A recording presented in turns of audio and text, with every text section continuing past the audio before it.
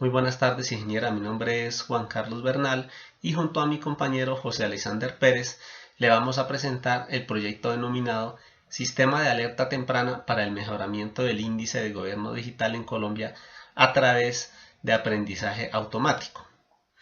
El proyecto está basado en la política de gobierno digital, la cual tiene como objetivo principal generar valor público a las entidades, a las empresas a través de las tecnologías de información con el fin de que sean más innovadoras, más competitivas y más productivas. Gobierno digital tiene dos componentes, que es TIC para el Estado, TIC para la sociedad y con tres habilitadores transversales. Estos datos son recopilados por Mintic y se genera un ranking de entidades en las cuales participan más de 5.000 entidades del orden nacional, departamental y municipal.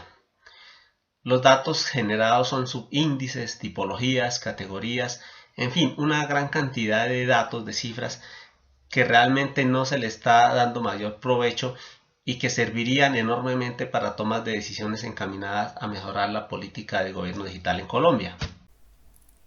A través de Machine Learning, lo que buscamos es generar un modelo predictivo que permita al gobierno nacional, en cabeza del Ministerio de las TIC, la toma de acciones estratégicas en determinadas regiones del país, buscando pues fortalecer la política de gobierno digital y que permita focalizar esfuerzos específicos dependiendo de las características que tengan las entidades públicas. Para ello vamos a utilizar un aprendizaje supervisado, sino una técnica para deducir una función a partir de unos datos de entrenamiento.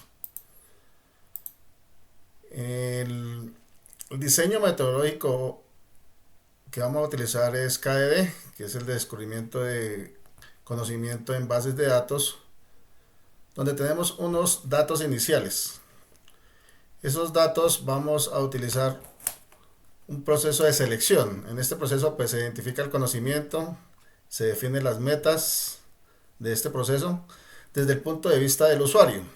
Se crea un conjunto de datos objetivo, se selecciona el conjunto de datos o una muestra que sea representativa.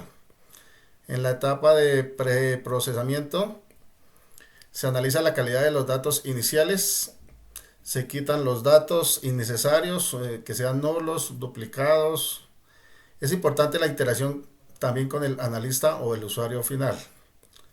En la etapa de transformación se analiza la calidad de los datos, se realiza la reducción de datos, se simplifica el número de variables y se categorizan.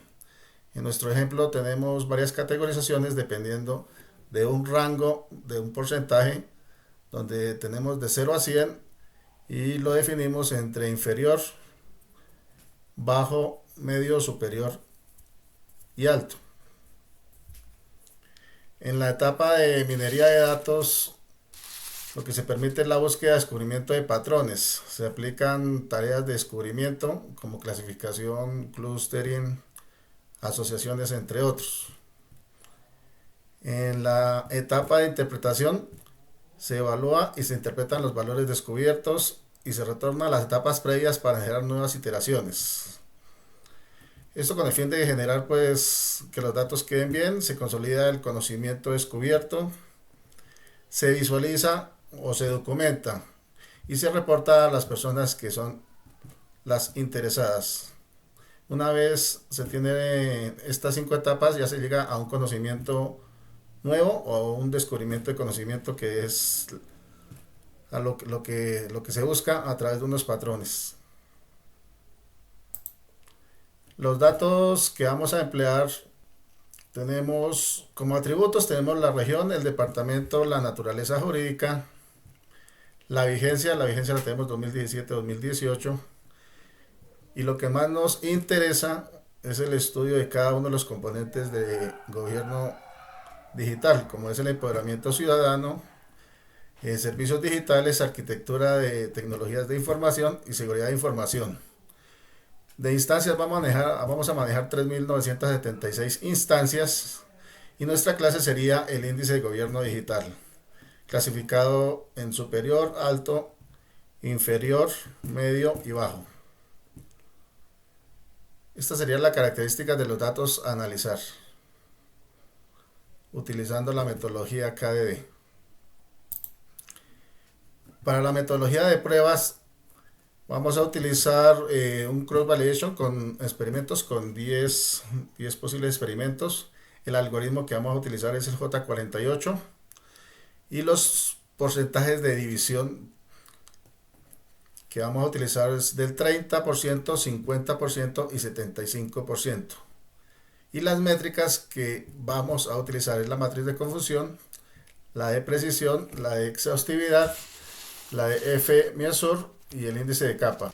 La herramienta que utilizamos para hacer nuestro análisis es Weka en la versión 3.8.4 y es una herramienta de software que tiene una extensa colección de algoritmos, de los cuales pues se presentan diferentes tipos de transformaciones en el set de datos, como pueden ser tareas de clasificación, de clustering, de asociación, entre otros. Continuamos con la ejecución de las pruebas y análisis de los resultados obtenidos. Una vez cargados los datos al sistema Weka, en el preprocesamiento observamos cómo están cargados los diferentes atributos de nuestro dataset, al igual que las diferentes estadísticas generadas por el sistema. Igualmente, el algoritmo de clasificación que elegimos J48 le vamos a realizar las respectivas pruebas, empezando por cross validation con 10 experimentos. Las métricas arrojadas nos muestran, por ejemplo, cómo la matriz de confusión muestra las instancias clasificadas correctamente, en las cuales del total de instancias, que son 3.976, se clasificaron adecuadamente 3.583 para una efectividad del 91%.